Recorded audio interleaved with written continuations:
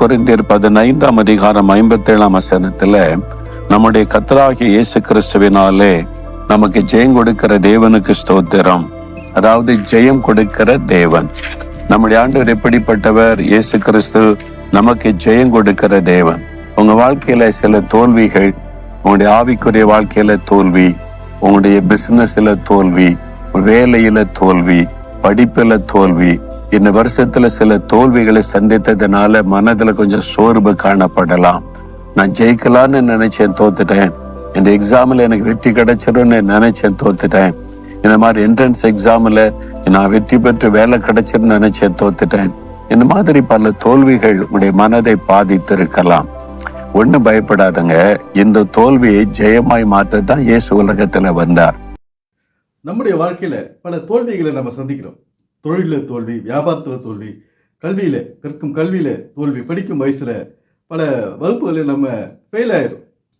இந்த மாதிரி நம்முடைய வாழ்க்கையில பல ஃபெயிலியர்களை நம்ம சந்திக்கிறோம். இந்த ஃபெயிலியர் ஆகாத வர்றதுக்கு என்ன வழி? அதுதான் வேத வழி. இந்த வேதம் சொல்லுகிற வழியில் நம்ம நடக்கும்போது அதுல ஜெயம் கிடைக்குது. ஜெயம் கொடுக்க கர்த்தர் அப்படின்றாரு மோகன்சி லாசரஸ். எப்படி ஜெயம் கிடைக்கும்? எந்த ஒரு வேலையும் நம்ம சரியான நேரத்தில் தொடங்கி அதை முறையாக செஞ்சோம்னா அதில் வெற்றி கிடைக்குது. முன்னுக்கு பின் முரணாக செய்யும்போது அதில் தோல்வி கிடைக்குது. ஒரு கல்வின்னா அது ஒரு நாட்டம் இல்லாத, ஒரு மனப்பாடம் பண்ணணும், எழுதி பார்க்கணும், அந்த வேலையெல்லாம் செய்யாத, ஒரு கடமைக்கு படித்தோம்னா அதில் தோல்வி அடையும். இந்த மாதிரி இந்த உலக வாழ்க்கையில் இதெல்லாம் நம்ம விட்டுட்டு நம்ம வேதத்தை விலக்கிட முடியாது. எதை? நாம் கற்கும் கல்வி, செய்யும் தொழில், நமக்கு தேவையான ஆரோக்கியத்தில் சில நேரத்தில் நம்ம தோல்வி அடைகிறோம். இதெல்லாம் விட்டுட்டு நம்ம இந்த வேதத்தை விலக்கிட முடியாது, பைபிளை விலக்கிட முடியாது. இதன் அடிப்படையில் தான் எழுதப்பட்டது இந்த பைபிள். உலக வாழ்க்கையின் அடிப்படையில் உலகத்தில் நம்ம பிறந்தது முதல் இருக்கும் வரை என்னென்ன தொழில், கல்வி இதெல்லாம் ஈடுபடுறோம், அதை பற்றி தான் இந்த பைபிளில் எழுதி வச்சுக்குது.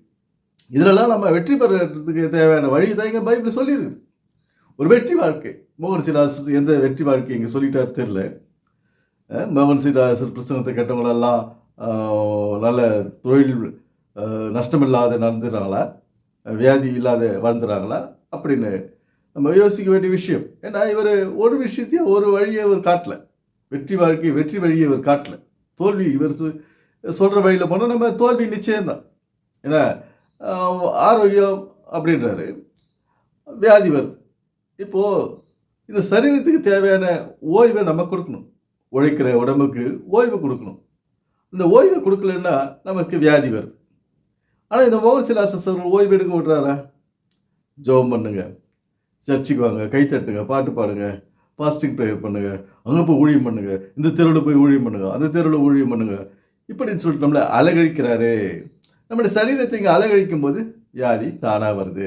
இந்த சரீரத்துக்கு தேவையான உழைப்பு, ஓய்வு, பராமரிப்பு, உணவு இதெல்லாம் சரிசமமாக இருக்கணும். ஆனால் இதெல்லாம் நம்ம சரிசமமாக செய்கிறோமா? சொல்லு. வேதத்தின் அடிப்படையில் இதை தான் செய்யணும். நமக்கு சரீரத்துக்கு தேவையானதை நம்ம சரியாக செய்யணும். அதை செய்யலைன்னா இங்கே வியாதி, போய் மருத்துவமனையில் போய் படுத்துக்கிறோம். ஆயிரமா செலவு செய்து குடும்பத்தினருக்கு இங்கே தொல்லை, தொந்தரவு, பண நஷ்டம், இந்த மாதிரியெல்லாம் போகுது. ஏன்? இந்த வேதத்தின் அடிப்படையில் நம்ம வாழலை. அது மாதிரி தான் எல்லாமே செய்ய வேண்டிய காரியங்களை செவனே செஞ்சோம்னா நமக்கு பிரச்சனை கிடையாது, வியாதி கிடையாது, வறுமை கிடையாது. வறுமையை ஜெயிக்கலாம், வியாதியை ஜெயிக்கலாம், நம்மளை ஜெயிக்கணும். எப்படி? இவற்றையெல்லாம் நம்ம ஜெயிக்கணும். இந்த ஜெயிக்கிறதுக்கு என்ன வழி? ஜெயிக்கிறதுக்கு நம்ம என்ன செய்யணும்? அந்தந்த காரியத்தை அதினத்தின் நேரத்தோடு நம்ம செய்யணும். அதினின் காலத்தில் அதினின் கடியை தந்து, அந்த மாதிரி ஒவ்வொரு நேரத்துலையும் நம்ம செய்ய வேண்டிய வேலையை செவனை செய்யும்போது அதில் வெற்றி கிடைக்கும். அதனால் நம்ம இதெல்லாம் செய்யாத நம்ம பைபிளே படிச்சுட்டு இருந்தேன். பைபிள் என்ன சொல்லுதோ அந்த வாழ்க்கை, அந்த வேலையை தான் நம்ம செய்யணும். பைபிள் சொல்கிற வேலையை தான் நம்ம செய்யணும். பைபிள் சொல்கிற வேலையை செய்யாத பைபிளே திருப்பி படிச்சுட்டு இருந்தேன் என்ன சொல்லுங்க? அதுதான் சொல்லுது. இதை தான் வலியுறுத்துது வேதம். ஒரு வெற்றி வாழ்க்கை இந்த உலகத்தில் வாழ்ந்துட்டு போங்க. ஒரு நல்ல வாழ்க்கை, பிரயோஜனம்ல வாழ்க்கை, பண நல்ல வழியில் போய் பணம் தேடுங்க. இப்படி நல்ல வழியில் போய் பணம் தேடுங்க.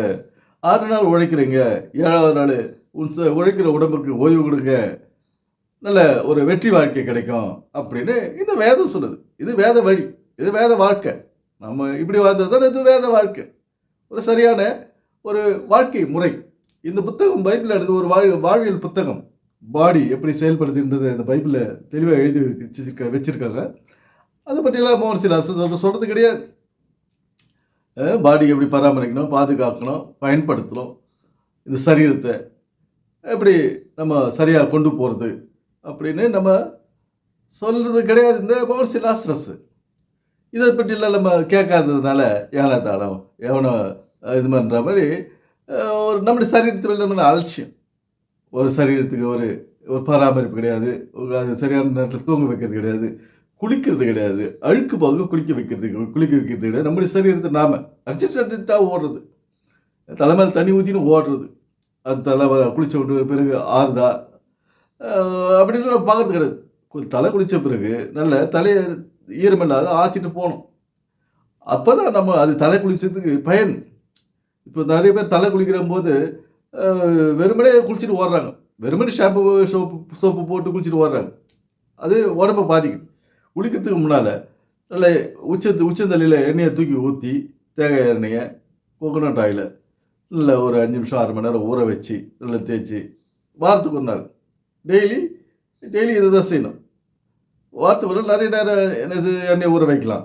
ஏன்னா டைம் இல்லாத நேரத்தில் 5 நிமிஷம் 10 நிமிஷம் வாரத்தில் ஒரு நாள் நல்லா எண்ணெய் ஊற்றி ஒரு 1/2 மணி நேரம் 1 மணி நேரம் கூட ஊற வச்சு முகம் கை கால் எல்லாத்துலேயும் தேய்ச்சி வாரத்தில் ஒரு ஆயில் பாத் பண்ணலாம்.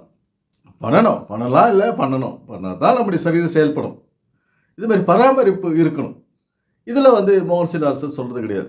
இதுதான் வேத வழி.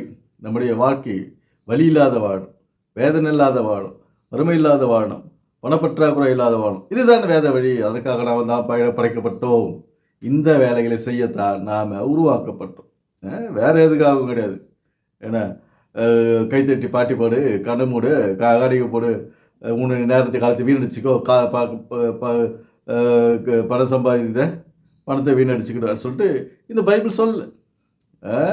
பணத்தை வீணடிச்சுக்கிட்டு சொல்லிட்டு இந்த என்ன கர்த்தர் பேரால், கடவுள் பேரால், இயேசு பேரால் இந்த உன்னுடைய கஷ்டப்பட்டு சம்பாதிக்கிற பணத்தை வீணடிச்சுக்கோ அப்படின்னு சொல்லலை. 6 நாள் நல்லா வேலை செய்து உழைத்து சம்பாதித்து சேர்த்து வைத்து நமக்காகவும் நம்ம பிள்ளைக்காகவும் சொத்து சேர்த்து வைக்கணும், சொந்த வீடு கட்டி வைக்கவும் தான் இங்கே வேத மொழி சொல்லுது. எதுவுமே இங்கே சும்மா வந்துடாத, எதுவுமே இங்கே சும்மா வந்துடலையே. ஒருவேளை சாப்பாடு என்ன சும்மா கொடுத்துறாங்களா, இல்லை தண்ணி தான் என்ன சும்மா கொடுத்துறாங்களா? இன்றைக்கி எல்லாம் காசு கொடுத்து வாங்க வேண்டிய ஒரு நிலைமை எல்லாமேட்டையுமே.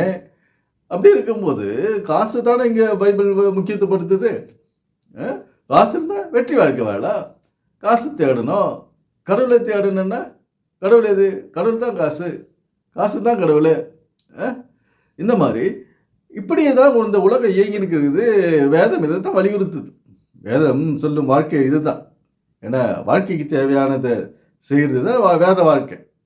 அதை விட்டுட்டு இதெல்லாம் ஒன்றுமே செய்யாத, படிக்காத, வியாபாரம் பண்ணாத, மற்றபடி எந்த அன்றாட வேலைகளில் ஒரு கவலையினமாக போயிட்டு பைபிளை இப்போ மணிக்கணக்கில் படிச்சுட்டு முட்டி போட்டு மணிக்கணக்கில் ஜெபம் பண்ணிவிட்டு முட்டி காய்க்கிற மாதிரி அது மாதிரிலாம் ஜெபம் பண்ணிட்டு இருக்கிறது தான் வேத வாழ்க்கைன்னு இவங்க நினச்சின்னு இருக்காங்க. இதை வேதம் வெறுக்கிறது. இந்த வாழ்க்கையை, உலக வாழ்க்கையை சரியாக செய்ய வேண்டும் என்பது இறை நோக்கம். அதுவே வேத வாழ்வியல். எனவே சிந்திப்போம், செயல்படுவோம். நன்றி, வணக்கம் நண்பர்களே.